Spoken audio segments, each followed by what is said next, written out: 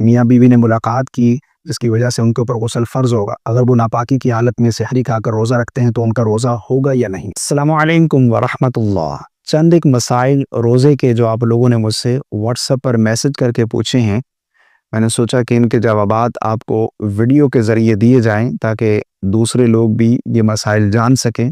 رمضان چل رہا ہے، بہت سارے لوگ روزے کے مسائل جاننا چاہتے ہیں، بہت سارے لوگوں کو یہ مسائل پیش آتے ہیں، بہت سارے لوگوں کے مائنڈ میں یہ مسائل ہوں گے، کیونکہ رمضان یہ جو روزہ ہے رمضان کی ایک خاص عبادت ہے، اور روزہ جو ہے یہ مسلمانوں پر فرض ہے، یہ فرض عبادت ہے، تو اسلام کا ایک اہم رکن ہے، تو اس کے مسائل بھی ہمیں سیکھنے چاہیے۔ کن چیزوں سے ہمارا روزہ ٹوٹ جائے گا، کن چیزوں سے ہمارا روزہ مکروہ ہو جائے گا، کن چیزوں کے کرنے سے ہمارے روزے میں کوئی فرق نہیں پڑے گا، ہمارا روزہ نہیں فاسد ہوگا۔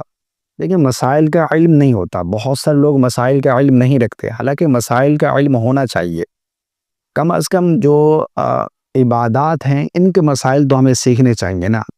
نماز کے مسائل ہو گئے، کن چیزوں کے کرنے سے نماز فاسد ہو جاتی ہے، کن چیزوں سے نماز مکروہ ہو جاتی ہے، ہمارے اوپر سجدہ سہو کب لازم آتا ہے، وضو کے مسائل ہو گئے، غسل کے مسائل ہو گئے۔ اب یہ ناپاکی کا ایک مسئلہ پوچھا ہے، یہ لکھتے ہیں کہ ناپاکی کی حالت میں اگر سحری کھا لی تو روزہ ہوگا یا نہیں؟ اگر غسل فرض ہو اور روزہ رکھ لیا تو روزہ ہوگا یا نہیں؟ یعنی ان کا سوال یہ ہے کہ اگر کسی پر غسل فرض تھا، رات کو وہ سویا، اس پر غسل فرض ہو گیا، وہ کسی بھی وجہ سے ہوا، احتلام ہو گیا، نائٹ فال ہوا، یا پھر میاں بیوی نے ملاقات کی جس کی وجہ سے ان کے اوپر غسل فرض ہوگا، کسی بھی وجہ سے ان کے اوپر غسل فرض ہوا، کیا وہ ناپاکی کی حالت میں سحری کھا سکتے ہیں؟ اگر وہ ناپاکی کی حالت میں سحری کھا کر روزہ رکھتے ہیں تو ان کا روزہ ہوگا یا نہیں؟ دیکھیں، اس حوالے سے میں ایک حدیث پاک کا مفہوم آپ کے سامنے بیان کرنا چاہتا ہوں تاکہ یہ مسئلہ جو ہے آپ کو کلیئر سمجھ آ جائے۔ مسلم شریف کے اندر روایت موجود ہے، ام المومنین حضرت عائشہ صدیقہ رضی اللہ تعالی عنہا آپ فرماتی ہیں کہ ایک صحابی نبی کریم صلی اللہ علیہ وسلم کی بارگاہ میں حاضر ہوئے اور انہوں نے آ کر ایک سوال پوچھا۔ میں اس وقت دروازے کی اوڑ میں کھڑی تھی اور دروازے کے پیچھے کھڑی ہو کر میں بھی سن رہی تھی، تو اس صحابی نے سوال کیا کہ یا رسول اللہ صلی اللہ علیہ وسلم، میں اس حالت میں صبح کرتا ہوں کہ میں جنبی ہوتا ہوں، یعنی میں ناپاک ہوتا ہوں، مجھ پر غسل فرض ہوتا ہے، تو کیا میں روزہ رکھ سکتا ہوں؟ تو آقا کریم علیہ الصلوۃ والسلام نے اس صحابی کو جواب میں ارشاد فرمایا کہ بعض دفعہ میں بھی صبح کرتا ہوں حالانکہ میں جنبی ہوتا ہوں، میں روزہ رکھتا ہوں۔ تو اس صحابی نے عرض کی، یا رسول اللہ صلی اللہ علیہ وسلم، آپ تو اللہ کے رسول ہیں، آپ تو اللہ کے حبیب ہیں، آپ کے تو اللہ رب العالمین نے اگلے پچھلے تمام گناہ بخش دیے ہیں، تمام گناہ معاف کر دیے ہیں۔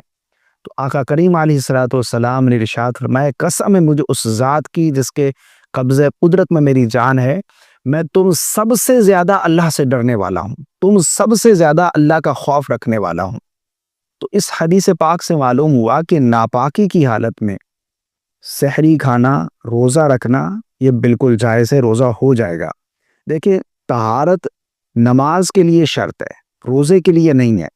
اگر آپ رات کو سوئے، غسل فرض تھا، کسی بھی وجہ سے آپ کے اوپر غسل فرض ہو گیا، صبح اٹھیں، اگر وقت ہے تو پہلے غسل کر لیں، اس کے بعد پھر سحری کھائیں۔ لیکن اگر وقت نہیں ہے، سحری کا وقت کم ہے، اور اگر غسل کریں گے تو وقت نکل جائے گا، سحری نہیں کھا پائیں گے، تو پھر آپ سحری کر لیں، اس کے بعد پھر غسل کریں، نماز پڑھیں، کوئی حرج نہیں ہے، بالکل جائز ہے۔ اسی طرح ایک مسئلہ یہاں پر میں اور بھی ایڈ کرنا چاہتا ہوں کہ اگر روزے کی حالت میں غسل فرض ہو جائے، یعنی بعض لوگ سوتے ہیں تو انہیں نائٹ فال کا بہت زیادہ ایشو ہوتا ہے، تو اگر کسی کو نائٹ فال ہو گیا، احتلام ہو گیا، تو اب اس کا روزہ باقی رہے گا یا ٹوٹ جائے گا؟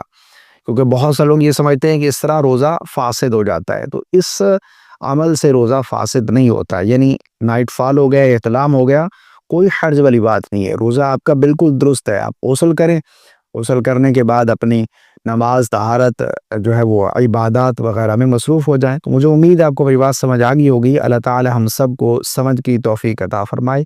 اس کلپ کو شیئر کر دیجیے گا تاکہ دوسرے لوگ بھی اس سے فائدہ اٹھائیں۔ السلام علیکم ورحمۃ اللہ۔